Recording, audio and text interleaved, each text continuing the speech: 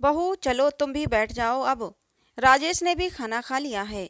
Mrs Gupta बोली, जो कुछ दिनों के लिए अपने बेटे बहू के पास रहने आई थीं। मम्मी जी, मैंने तो पहले ही खा लिया था। वो क्या है ना, इनको आने में देर हो जाती है तो इतनी देर तक मुझसे भूखा नहीं रहा जाता। मिसेज गुप्ता की बहू अनु ने जवाब दिया। अरे, पति के पहले ही तुम खाना खाकर बैठी हो। मिसेज गुप्ता मुंह बनाते हुए बोली। अरे माँ, ठीक है ना, मैंने ही तो इससे बोला हुआ है। इसे और भी तो काम देखने होते हैं। मेरे इंतजार में कब तक वो भूखी बैठी रहेगी। इसीलिए ये बच्चों के साथ ही खाना खा लेती है। मिसेज गुप्ता का बेटा उन्हें समझाते हुए बोला। सही है, तुम आजकल के बच्चों ने उल्टी गंगा बहा रखी है। मैं तो तेरे पापा के इंतजार में आधी रात तक बैठी रहती थी। मजाल है भूख लग जाए। मिसेज गुप्ता बोली और डाइनिंग टेबल से उठकर अपने कमरे में चली गईं। मम्मी जी, ऐसा क्यों बोल रही हैं?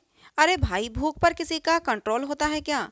और आप तो जानते ही हो, मुझे लो बीपी रहता है, तो मैं ज़्यादा देर तक भूखी नहीं रह सकती। अनु मायूस होते हुए बोली। बात को रफा दफा करते हुए अनु के पति ने उसे समझाया कि वह माँ की बातों पर ज़्यादा ध्यान न दे। वो तो यूं ही कहती रहती हैं। अगले दिन दोपहर के समय अनु अपनी सास के साथ कपड़ों की शॉपिंग करने मार्केट गई। उसी मार्केट में स्थित एक फेमस डोसे की दुकान देखकर अनु ने वहां चलकर डोसा खाने की जिद करी। उसकी सास ने तो बहुत मना किया। कहा कि पहले घर चलकर बच्चों को खाना खिला देते हैं, फिर हम लोग खाएंगे।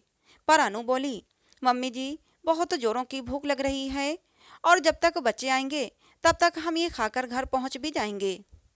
अनु की बात के आगे सास की एक न चली और फिर दोनों डोसा खाकर ही घर वापस आईं। मार्केट से आते वक्त तो अनु ने बच्चों के लिए चॉकलेट पेस्ट्री भी ले ली थी और दो एक्स्ट्रा भी ले ली थी।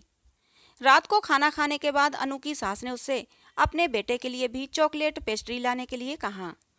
उनकी बात सुनकर अनु बोली, अरे मम्मी जी, वह तो बच्चों ने और मैंने खा ली। इनको तो चॉकलेट पेस्ट्री वैसे भी पसंद नहीं। मैंने इनके लिए मूंग की दाल का हलवा बनाया है, इनका फेवरेट है। अभी लेकर आती हूँ। अनु किचन की तरफ जाने को उठी हलवा लेने। बहू, तू भी हद करती है। भूखेपन की भी एक हद होती है। अरे, मेरा बेटा दिन भर ऑफिस में रहकर काम करता है, क्या उसे भी तुम्हारी तरह खाने पीने का हक नहीं? कोई चीज घर में आई है तो सबको मिलनी चाहिए कि नहीं? अपनी भूख पर संयम रखना सीखो।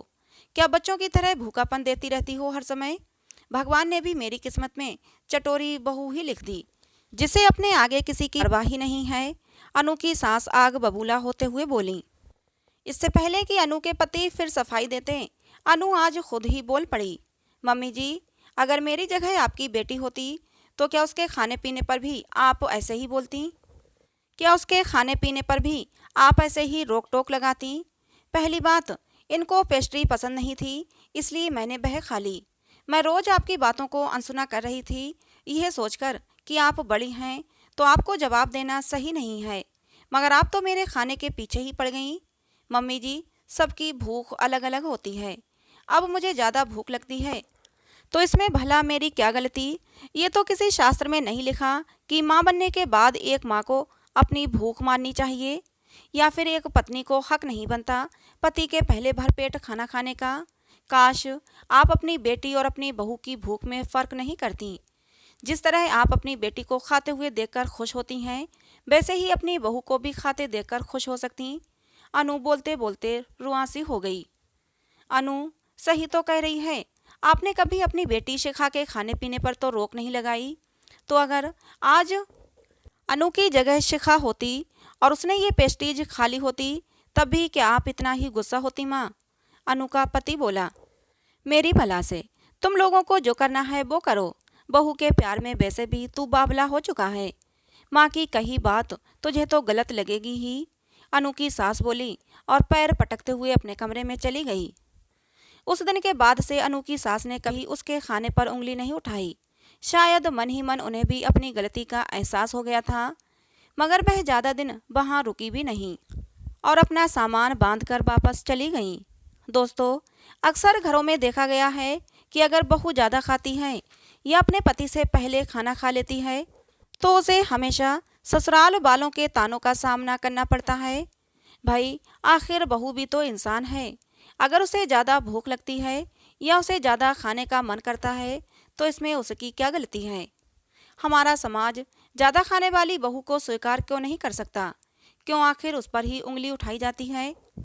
काश जिस प्रकार एक माँ अपनी बेटी को खाते हुए देखकर खुश होती है, संतुष्ट होती है, उसी तरह अपनी बहू को भी खाते देखकर एक सास दुखी नहीं, खुश हो पाती।